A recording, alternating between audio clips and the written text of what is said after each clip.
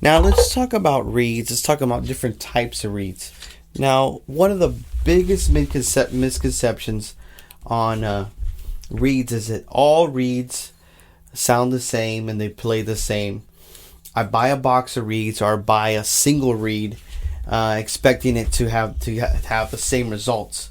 Well, the sad thing about it is not all reeds are created equal.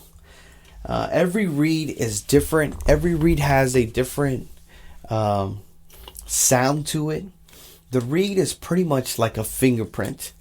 It's something made. It's something natural. So not every reed is going to have the same sound or the same texture or the same easiness to play will play as easy as other reeds. Not every reed is created equal. They're all different. So if you get a box of reeds, I recommend, if you're just starting, to start on 2.5 or 2 reeds. There's different types of reeds. There's so many different types of reeds, but just find you a 2.5 or a size 2 reed. And the way we get the reed ready, or we prep it, is to moisten the reed. So I've seen some people use water. Most saxophone players will just use their natural saliva and just moisten the reed. Now you see, as the reed begins to get wet, it begins to take shape.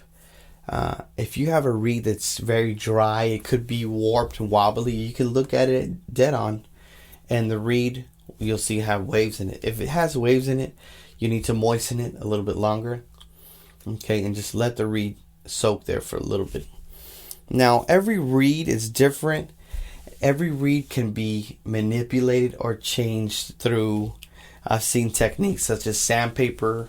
There's what they call a reed geek, which is another tool that people use to fix their reeds.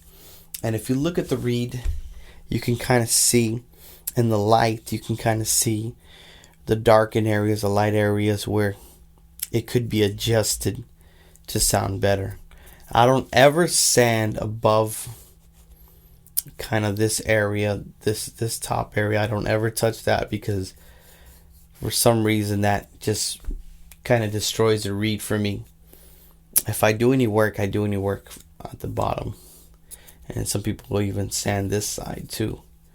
But it's very important that you find a reed that works for you. If you pull it out of the box, you try the whole box, try all the reeds till you find the best reeds. And the ones that are the best, you can even write on there number 1, number 2, number 3, and put them apart.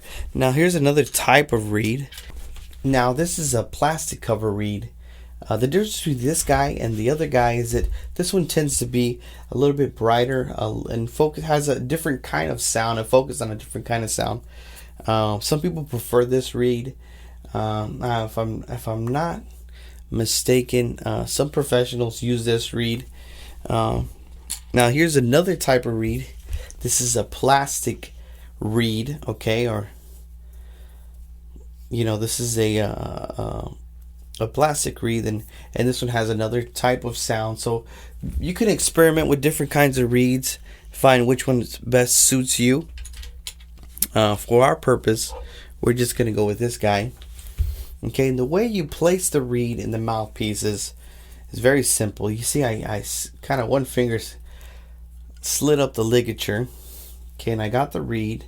I make sure it's moistened, it's not warped, and I place the reed on there to where it's right. And I usually use my finger to touch the tip of the mouthpiece to make sure it's just even. Okay, and if I press the reed down, I'll see that I'll have a little small black line of the mouthpiece outlining it, and I want to make sure the reed's on there just right.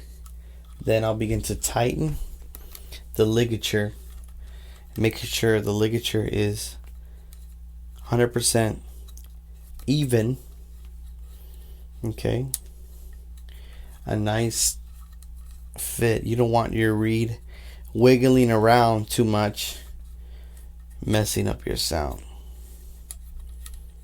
Tightening the ligature, and there we have it, a reed and a ligature. Okay, that's pretty much how you set it up. Make sure the reed is not sticking out. You can kind of test it right there, and if you really want to go the extra mile, you can just blow on it and it should make a sound.